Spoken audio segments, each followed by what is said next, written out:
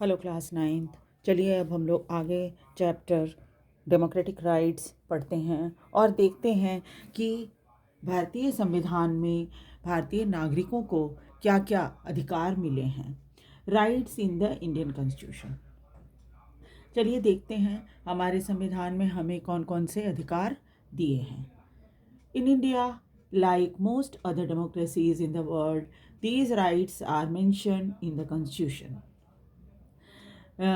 जैसे कि भारत में दुनिया के दूसरे प्रजातांत्रिक देशों में जिस तरह से है, भारत में भी वैसे ही है। और ये सभी अधिकार भारतीय संविधान में भारतीय नागरिकों को दिए गए हैं। Some right which are fundamental to our life are given special status. और कुछ अधिकार ऐसे हैं जो कि मौलिक अधिकार हैं और उनको विशेष स्थान है ना। They are called fundamental rights. ऐसे अधिकार जिनको बहुत विशेष स्थान दिया गया है और जो फंडामेंटल हैं हमारे लाइफ के लिए, उनको फंडामेंटल राइट्स कहा गया है। फंडामेंटल यानी कि वो अधिकार जो कि मौलिक हैं, यानी कि जिसको आप मौलिक अधिकार भी कह सकते हो, या हमारे जो कि बहुत ज़रूरी हैं, है ना। इस तरह के ऐसे अधिकारों को मौलिक अधिकार कहा जाता है। We have already read in chapter 2 the preamble to our constitution. Chapter 2 में आपने preamble, हमारे संविधान जो है उसका preamble पढ़ा था। It talks about securing for all its citizen equality. और उसमें साफ तौर पे ये बात कही गई थी कि सभी नागरिकों को समानता दी जाएगी, लिबर्टी यानी फ्रीडम दी जाएगी और जस्टिस यानी न्याय दिया जाएगा। Fundamental rights put these promise into effect. और ये जो हमारे मौलिक अधिकार हैं, इसको ये हमसे ये वादा करते हैं कि इनको लागू किया जाएगा।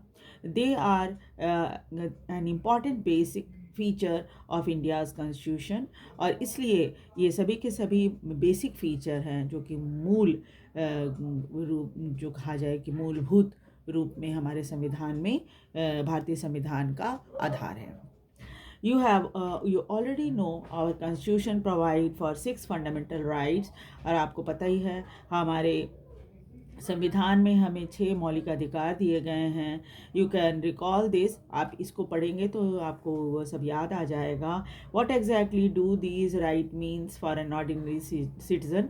साधारण नागरिक के लिए इसका क्या महत्व है, क्या मतलब निकलता है। Let us look at these one by one. ये जो 6 मौलिक अधिकार हैं, इसके बारे में हम एक एक करके पढ़ेंगे। 6 अधिकार मैं बता देती हूँ। ये हमारे जो मौलिक अधिकार हैं उनमें राइट टू कॉन्स्टिट्यूशनल रेमेडीज़ है, राइट टू इक्वालिटी है, राइट टू फ्रीडम है, राइट अगेंस्ट एक्सप्लॉयटेशन है, right to freedom of religion है, कल्चरल एंड एजुकेशनल राइट्स है। इन सभी के बारे में हम डिटेल में पढ़ेंगे और समझेंगे कि इसका क्या महत्व है। चलिए एक एक करके हम देखते हैं। पहला है राइट टू इक्वालिटी, यानी कि समानता का अधिकार। The Constitution says that the government shall not deny to any person in India equality before law or the equal protection of the law। संविधान जो है वो साफ साफ कहता है कि सरकार जो है किसी भी भारतीय नागरिक को जो है समानता से वंचित नहीं करेगी। कानून के सामने सब बराबर हैं। और जैसे चाहे वो कानून के सामने ही सब बराबर हैं ऐसा नहीं है, बल्कि क्या है, प्रोटेक्शन भी लॉ से समान रूप से सबको मिलेगा। It means that the law apply in same manner to all. इसका मतलब ये हुआ कि कानून जो है सबके ऊपर समान रूप से लागू होगा, रिगार्डलेस ऑफ पर्सन स्टेटस। चाहे वो व्यक्ति कहीं किसी भी पद पर या किसी भी इसमें स्थिति में हो। जैसे आप देखते ही होंगे, एक बहुत अच्छा उदाहरण है, आप जब देखते होंगे वोट डाला जाता है, जब हम वोट डालने के लिए जाते हैं इलेक्शन के दौरान, तो आप देखोगे कि प्रधानमंत्री भी उसी तरह से बूथ में जाते हैं जैसे आम नागरिक जाते हैं, और राष्ट्रपति भी वैसे ही इसमें बूथ में जाते हैं वोट डालने के लिए जैसे आम नागरिक जाता है। तो इसका मतलब ये है कि सबको, चाहे वो कोई किसी भी पद पर काम कर रहा हो व्यक्ति, उसको वैसे ही माना जाएगा जैसे आम नागरिक को माना जाएगा। This is called rule of law, इसे रूल ऑफ लॉ कहते हैं। Role of law is the fundamental of any democracy. और जो कानून का नियम है वो क्या है कि सबके ऊपर law is the foundation of democracy. प्रजातंत्र का फाउंडेशन यानी कि जो नींव होता है ना, वो माना जाता है। It means that no person is above law. इसका मतलब ये हुआ कि कोई व्यक्ति कानून से ऊपर नहीं है। There cannot be any distinction between political leader, government official and any ordinary citizen. और यहाँ पर क्या है कि आप किसी तरह का फ़र्क नहीं कर सकते, चाहे वो कितना बड़ा पॉलिटिकल लीडर हो या कोई बड़ा गवर्नमेंट ऑफिसर हो या साधारण नागरिक हो। जैसे मैंने अभी आपको उदाहरण दिया कि जब वोटिंग होती है तो क्या होता है, सब वैसे ही लाइन में खड़े होकर वोट देते हैं जाकर, चाहे राष्ट्रपति हो, प्रधानमंत्री हो या किसी ऊंचे पद का में काम करने वाला कोई अधिकारी हो या साधारण नागरिक हो, सब वैसे ही लाइन में खड़े होकर वोट देने जाते हैं जैसे आम नागरिक जाते हैं। Every citizen, from the Prime Minister to a small farmer in a remote village, is subjected to the same law. और हर नागरिक, चाहे वो प्रधानमंत्री हो, चाहे छोटा किसान हो जो कि एक छोटे से गांव में कहीं पर रहता हो, उसके ऊपर भी कानून वैसे ही लागू होगा, प्रधानमंत्री के ऊपर भी वैसे ही लागू होगा।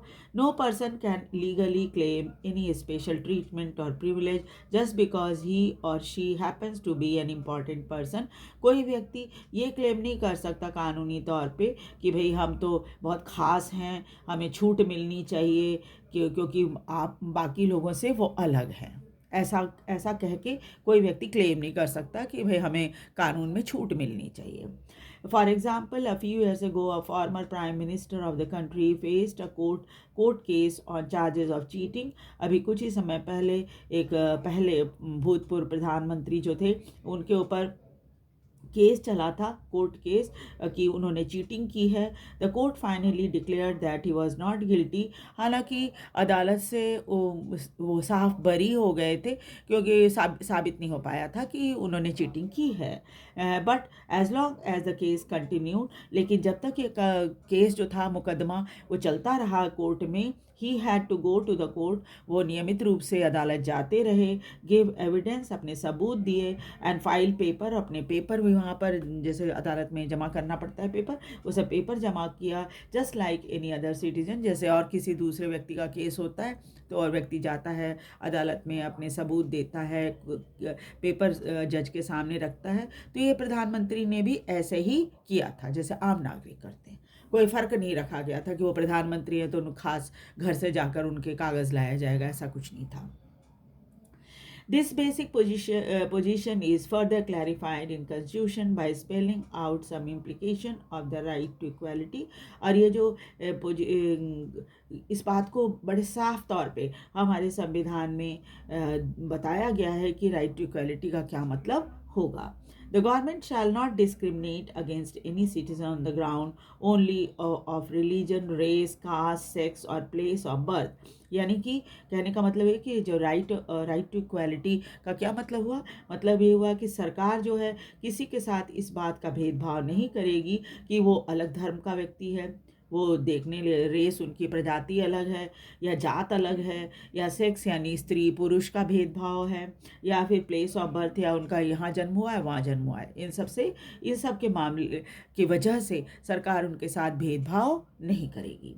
Every citizen shall have access to public places like shops, restaurants, hotels and cinema halls। और हर व्यक्ति जो है जो पब्लिक प्लेसेस में जा सकता है, कोई भेदभाव नहीं है उनके साथ। आप पार्क होता है, पार्क वगैरह में जा सकते हैं, शॉप्स में जा सकते हैं, रेस्टोरेंट में जाकर खा सकते हैं, होटल्स में जा सकते हैं और सिनेमा हॉल में जा सकते हैं। उनसे कोई सिनेमा हॉल में टिकट देने से पहले नहीं पूछता कि तुम कौन से धर्म के हो या कौन सी जाति या कौन सा, ऐसा कुछ नहीं है ना, कोई भेदभाव नहीं किया जाता। Similarly there shall be no restriction with regard to the use of wells, tanks, bathing ghats, road, playgrounds and places of public resort maintained by government or dedicated to the use of general public। इसी तरह से और भी कई जगह हैं वहाँ पर कोई रेस्ट्रिक्शन नहीं है, हर कोई जा सकता है। जैसे पब्लिक वेल्स यानी सरकार द्वारा खुदाए गए कुएं से जाकर हर कोई पानी भर सकता है, तालाब है तो वहाँ से पानी ले सकता है, बेदिंग घाट, नहाने वाले घाट होते हैं नदियों के किनारे, या तालाब के किनारे वहाँ पर भी हर कोई जाकर नहा सकता है। आपने देखा होगा, अभी तो बहुत अच्छा उदाहरण है, महाकुंभ में सभी लोग गए थे, किसी से थोड़े पूछा गया था कि तुम कौन जाति और धर्म के हो। हर हर हर तरह के लोग गए थे वहाँ जाकर, देसी विदेशी हर लोग जाकर वहाँ स्नान किया था। तो कोई रोक टोक नहीं है। उसके बाद सड़कों पर चलने वाले के लिए भी कोई रोक टोक नहीं है। और उसके अलावा प्लेग्राउंड, खेल के मैदान में भी कोई ये नहीं कहा, जाति पूछ के नहीं भेजा जाता कि हाँ तुम कौन सी जाति की हो और उस ग्राउंड में तुम जा सकते नहीं जा सकते, ऐसा कुछ नहीं होता। अब places of public resort maintain by government, और सरकार द्वारा बनाए गए कोई भी जगह पर पब्लिक रिसोर्ट पर जा सकते हैं। जैसे मैंने अभी बताया, पार्क वगैरह होता है, वो सब जगहों पे हर कोई जा सकता है। Dedicated to the use of general public, खास तौर पे वो जगह जो कि जनरल पब्लिक के जाने के लिए ही बनाया गया है, वहाँ पर हर कोई जा सकता है। यहाँ पर कोई भेदभाव नहीं किया जाएगा। This might appear very obvious, आपको लगेगा कि हाँ ये तो क्यों सरकार मना करेगी इस चीज़ को, but it is necessary to incorporate these rights in the constitution of our country, where traditional caste system did not allow public from one community to access all public places।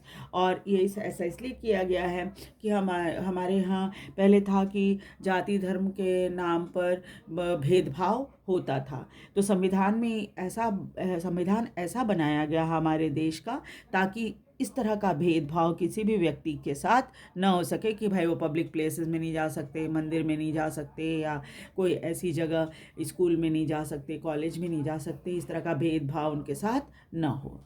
The same principle applies to the public job. इसके अलावा सरकारी नौकरी में भी इस तरह का कोई भेदभाव नहीं होता। All citizen have equality of opportunity in matter of relating to employment और appointment to any position in the government.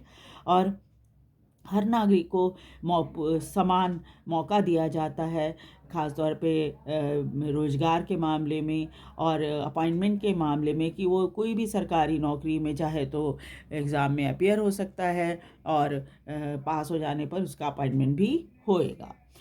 No citizen shall B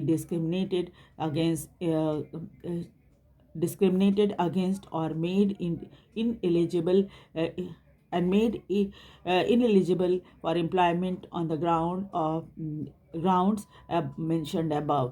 और किसी भी नागरिक के साथ इस मामले में भेदभाव नहीं किया जाएगा कि वो इस नौकरी के लिए एलिजिबल नहीं है ना, खास तौर पे इस मामले में जाति धर्म और इन सब के मामले में।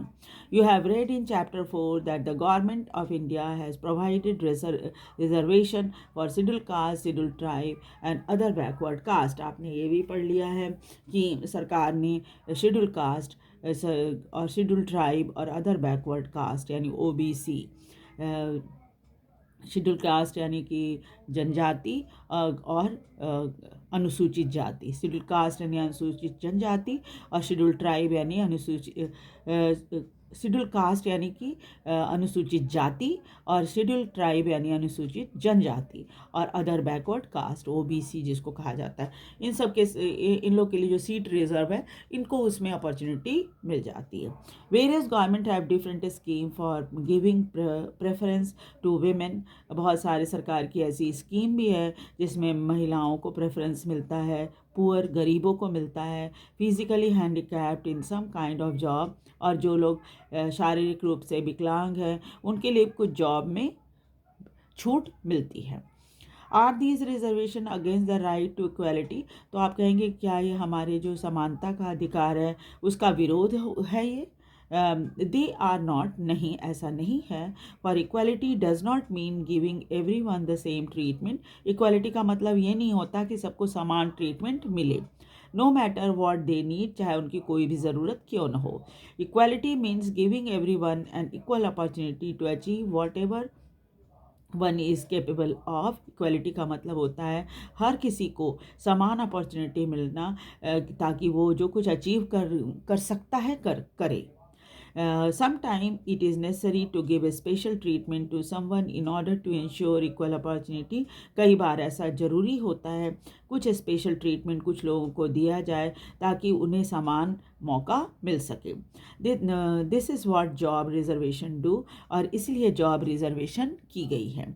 Just to clarify this, the Constitution says that a reservation of this kind are not violation of right to equality. और इसके लिए जो है इस बात को साफ तौर पे संविधान में भी कहा गया है कि ये किसी तरह की राइट टू इक्वालिटी का वायलेशन नहीं है. The principle of non discrimination extend to social life as well. और ये जो संविधान जो सिद्धांत है नॉन डिस्क्रिमिनेशन का यानी भेदभाव न हो, ये सामाजिक जीवन में भी लागू होता है. The constitution mentions one extreme form of social discrimination. संविधान में एक एक्सट्रीम फॉर्म है सोशल भेदभाव, सामाजिक भेदभाव का, वो है प्रैक्टिस ऑफ अनटचेबिलिटी यानी छुआछूत का. And clearly direct the government to put an end to it. और इससे साफ तौर पे गैर कानूनी कहा गया है और सरकार को कहा गया है कि ये तुरंत बंद हो जाना चाहिए. जो छुआछूत का भेदभाव है इसको बिल्कुल बंद कर देना चाहिए. The practice of untouchability has been forbidden in any form. किसी भी रूप में ये भेदभाव नहीं होना चाहिए. Untouchability here does not only mean refusal to touch people belonging to certain caste. Untouchability यानी छुआछूत का अर्थ ये नहीं होता कि आप किसी व्यक्ति को छू नहीं सकते क्योंकि वो दूसरे जात का है. It refer to any belief or social practice that look down upon people on account of their birth with certain caste label. ये रेफरेंस जो है इस बात का है कि किसी एक व्यक्ति को ये कहकर कि उसका जन्म एक ऐसे जात में हुआ है, जाति का लेबल लगा के उसके साथ छुआछूत करना, ये गलत बताया गया है हमारे संविधान में. Such practice denies them interaction with others or access to public places as equal citizen. और अगर इस तरह का छुआछूत या इस तरह का भेदभाव हम करते हैं तो क्या होता है, उस व्यक्ति को के साथ ना तो बातचीत हो पाती, इंटरेक्शन हो पाता है उसका सभी लोगों के साथ, और न ही वो उन जगहों पे जा सकते हैं जहाँ पर सब सब जा सकते हैं, उनको ना जाने दिया जाए, है ना. तो ऐसे में क्या है कि तब हम उनके साथ समानता का भाव, जो समानता का अधिकार मिला हुआ है सभी नागरिकों को, वो उनको हम नहीं दे रहे हैं, है ना. तो इस वजह से बहुत ज़रूरी है कि उन्हें अगर इक्वल सिटीजन माना जाता है तो उनके साथ इस तरह का भेदभाव न किया जाए, छुआछूत का भेदभाव न किया जाए. So the constitution made untouchability a punishable offence. यही कारण है कि हमारे संविधान में अनटचेबिलिटी यानी छुआछूत को एक पनिशेबल ऑफेंस माना गया है. यानी कि आप अगर किसी के साथ इस तरह का भेदभाव करते हो तो इसका मतलब आपको कानूनी तौर पे सज़ा दी जाएगी. इसलिए इसे पनिशेबल यानी आपको सज़ा मिलेगी अगर आप किसी के साथ इस तरह का भेदभाव करते हो और वो व्यक्ति जो आपके विरुद्ध केस करता है कि भाई ये हमारे साथ इस तरह का व्यवहार करते हैं, है ना, तो उसे कानूनी तौर पर प्रोटेक्शन ज़रूर मिलेगा. ठीक है, तो ये तो हुआ इक्वालिटी के बारे में. तो नेक्स्ट क्लास में हम राइट टू फ्रीडम के बारे में पढ़ेंगे और देखेंगे कि राइट टू फ्रीडम में हमारे संविधान में क्या क्या चीज़ें, क्या क्या बातें बताई गई हैं और किस तरह की फ्रीडम हमको मिली हुई. क्योंकि अक्सर हम जब फ्रीडम की बात होती है तो बहुत तरह से की फ्रीडम की मांग हम करते हैं. तो क्या ये सारी मांगें हमारी स्वीकार्य हैं सरकार को या नहीं है, या हमारे संविधान को ये स्वीकार्य हैं या नहीं है, इसके बारे में हम आगे पढ़ेंगे. तो नेक्स्ट क्लास में हम लोग पढ़ेंगे राइट टू फ्रीडम. ठीक है, तो वीडियो को लाइक और सब्सक्राइब भी ज़रूर कर दीजिए और शेयर भी कीजिए ताकि दूसरे बच्चे भी इसे समझ सकें, देख सकें. Thank you very much. मैं इसे प्लेलिस्ट में डाल दूँगी, आप वहाँ से भी इसे देख सकते हैं, पढ़ सकते हैं इसको. Thank you.